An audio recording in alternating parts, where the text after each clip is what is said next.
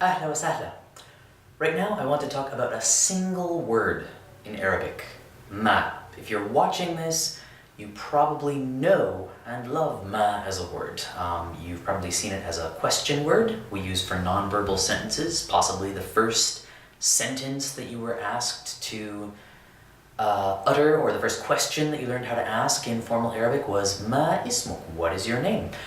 Or you also probably remember that ma can be used to negate verbs, both in formal and colloquial Arabic with slightly different rules. But ma also has a lot of other functions in formal Arabic. And those are what I want to focus on right now, because as advanced learners, there comes a time where we have to start differentiating between them. I know that I, as a learner of Arabic, have had the experience of reading a text and encountering ma in a place where I didn't expect to encounter it, and figuring out, okay, it wasn't a question word, and it wasn't negating a verb, and it was doing something, but I was going to cross my fingers and move on and hope that it wouldn't impact my comprehension too badly. And that's a skill that's worth acquiring, knowing when to move on, skip over something that's opaque to you. But as advanced learners, we need to start to differentiate between them. So in formal Arabic, one of the other main functions of ma is as a link between a preposition and whatever idea is following it in the sentence. You know a couple of these words already, it's likely. One example is عندما, which means when in the narrative, not the interrogative sense. When I was young, when I used to live in the old city, something like that. And it's a combination of عند and ma that enables us to follow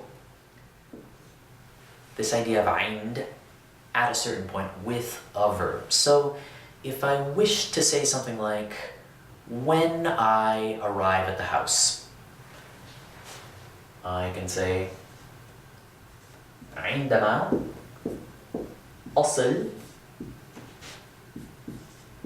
إلى البيت. And the ma, whether or not we knew it, is helping us, is giving us the ability to use a present tense verb, in this case conjugated for أنا, أصل, I arrive.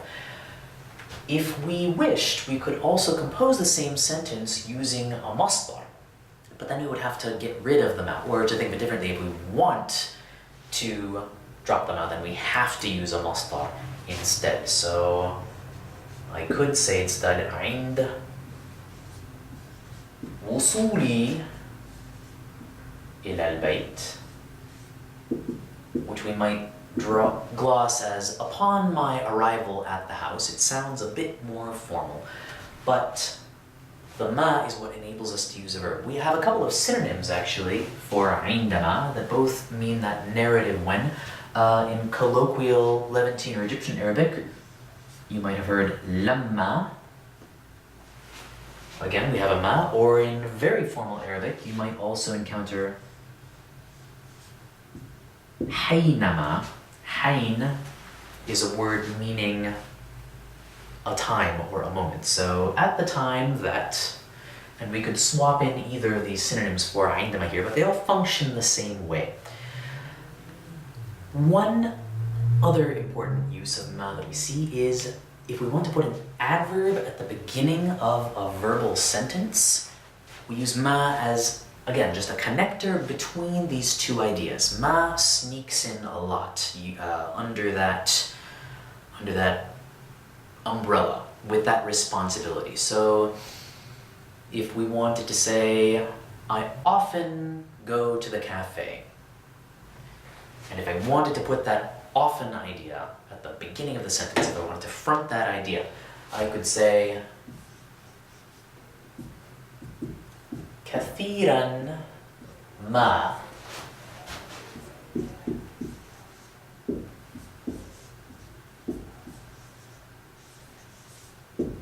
أذهب إلى المقهى. Or if I wanted to say I rarely go to the restaurant, I could say نادرا ما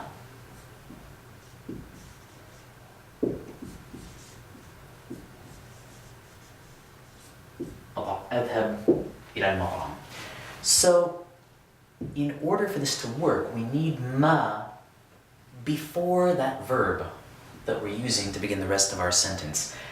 This can be a bit tricky because sometimes, especially if you're used to using colloquial structures, you might see the ma and the conjugated verb and think, maybe that ma is doing negation work, because we encounter that all the time in spoken Arabic.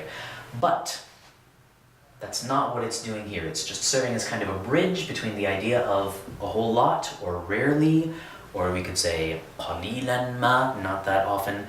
There are other adverbs we could use, but it's serving as a bridge between these two ideas. One way of bearing that in mind is remembering that while we can use ma to negate all kinds of verbs in some colloquial Arabics, we only really use it for past tense verbs in formal written Arabic. So if we see a structure like this, with an adverb at the beginning and a present tense verb and a ma sandwiched in between them, then probably the ma is just serving as a helping particle for that adverb.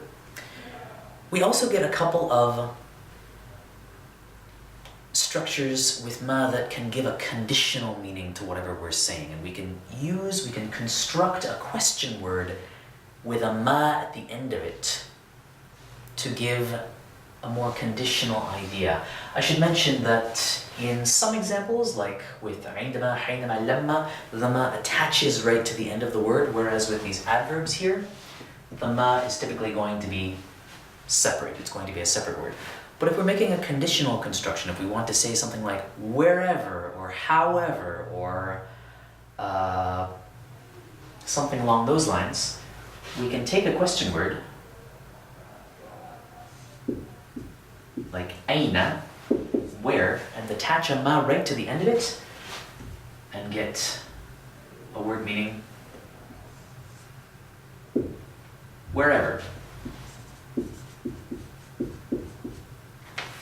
Or if we wanted to say however you want to do it, you could take kaifa and then just attach a ma to the end of it.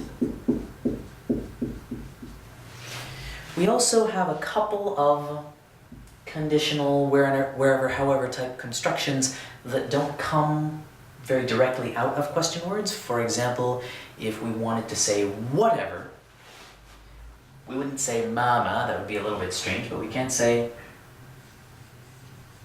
mahma.